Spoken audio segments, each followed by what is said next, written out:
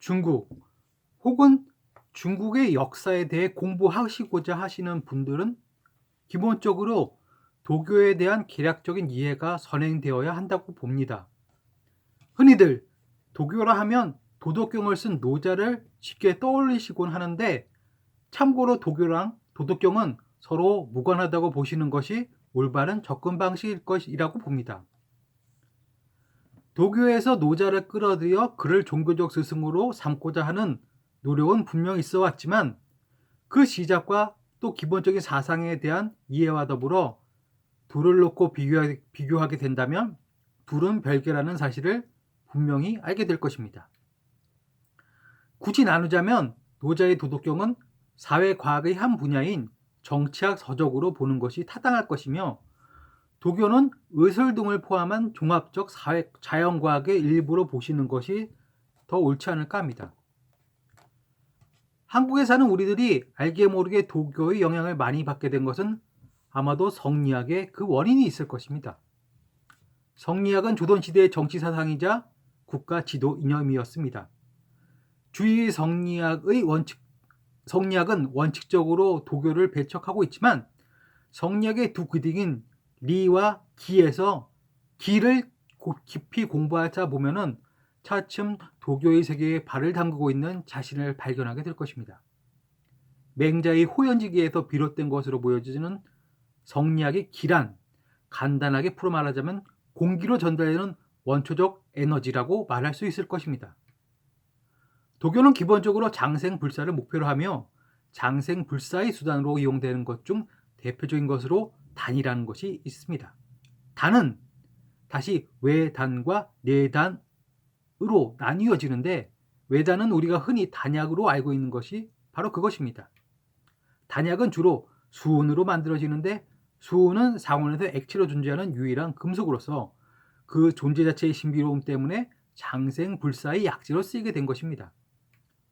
이는 피부를 아름답게 하기 위해서 콜라겐이 다량 함유된 돼지 껍데기를 먹는 사고방식과 유사한 이치인데, 즉 전혀 검증되지 않은 단지 추론에 따른 사고의 오류라는 점에서 둘 사이에는 유사성이 있습니다. 그러나 잘 알다시피 수은은 인체에 매우 유해한 물질입니다. 먹으면 죽음에 이르는 독극물이죠. 당연히 수은을 먹은 사람들은 요단강을 건너 황천길로 가는 것입니다.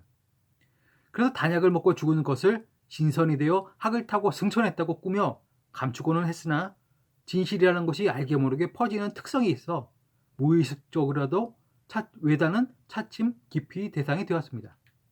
그래서 그 외단이 대체적으로 떠오른 것이 바로 내단입니다. 내단은 기본적으로 호흡을 통한 수련을 필요로 하고 있습니다.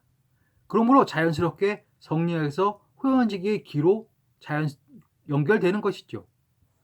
비록 책에서는 도교를 멀리하라고 가르치고 있지만, 장생불사라는 것이 만인의 염원이기 때문에 성리학을 공부하면서도 도교의 책을 찾아보게 되는 것입니다. 기본적으로 중화지의 세계관에 매몰된 유학자들에게 중국의 도교라는 것이 그리 낯설게만은 다가오지 않았을 것이죠. 환단고기류의 책들이 대중에게 널리 알려지게 된 계기 또한 내단과 관련이 깊습니다. 1980년대 초반에 정신세계사에서 펴낸 단이라는 책이 그 도화선이 되었었는데, 그 책을 써서 일약 스타덤에 올랐던 김정빈 씨는 이후 내단 혹은 도교에 관해 더 이상 관심을 갖지 않은 것으로 알고 있습니다.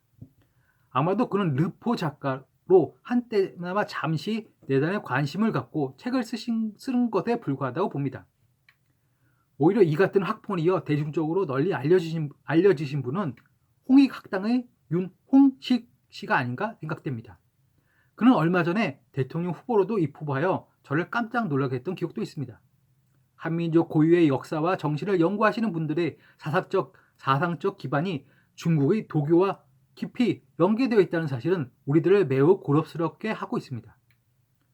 신의 번화가에서 도를 믿으십니까 하며 다가서는 의문의 사람들도 그 뿌리는 중국의 도교에 있습니다.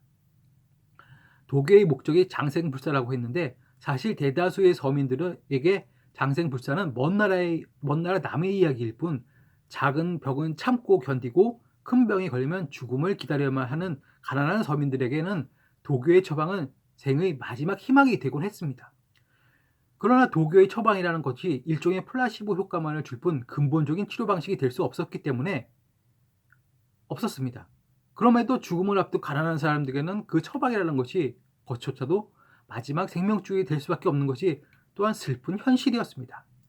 이처럼 가난한 사람들의 병을 고쳐주며 그 세력을 넓히던 도교는 남북조 시대 유송의 저명한 도사였던 육수정이 제초과이라는 것을 제정함으로써 나름 그 키트를 마련하게 됩니다. 이때부터 도교에서는 여러 신선들에게 제사 지내는 것이 큰 부분을 차지하게 됩니다.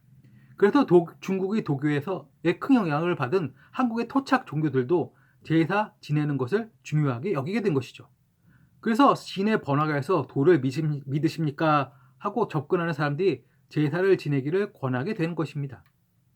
조선시대에는 소격서라는 관청이 있어 도교의 여러 행사들을 관장했었습니다.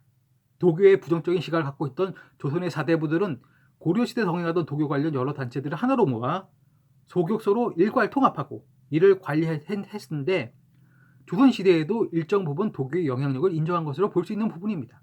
그러나 이 또한 소수의 지배층을 위한 행정의 일부였으며 다수의 백성들에게는 별나라 이야기일 뿐이었죠. 그래서 시중에 무당이 점을 치고 부적을 써주며 돈벌이를 할 수 있었던 것입니다. 일반적으로 중국의 도교는 노자의 도덕경에 뿌리를 두고 있고 그리고 도덕경이란 책은 상징적인 서술 방식 때문에 매우 난해하고도 신비로운 책으로만 알려져 있습니다. 저 또한 그런 대중적인 책들만을 접할 때에는 그것이 사실인 줄만 알았죠. 그러나 내게 그러한 제게 사고의 전환을 마련한 책이 바로 강연희 선생이 쓰신 노자 도덕경이라는 책이었습니다.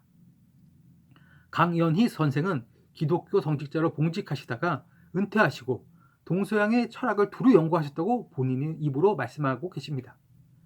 오래전에 읽어 그 책 내용이 가물가물하긴 하지만 대략 이런 내용입니다. 그는 도덕경을 왕의 어머니가 자식인 왕에게 들려주는 인생의 지침서 정도로 이해하고 계십니다.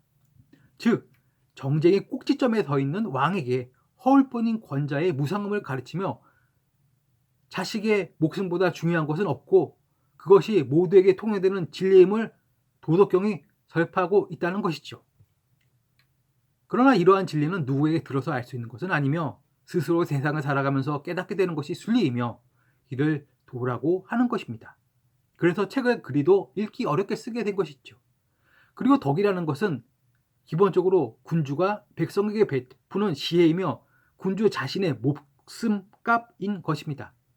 아무래도 이 같은 사상은 중국의 도교의 핵심 논리와는 다소 거리가 있어 보입니다.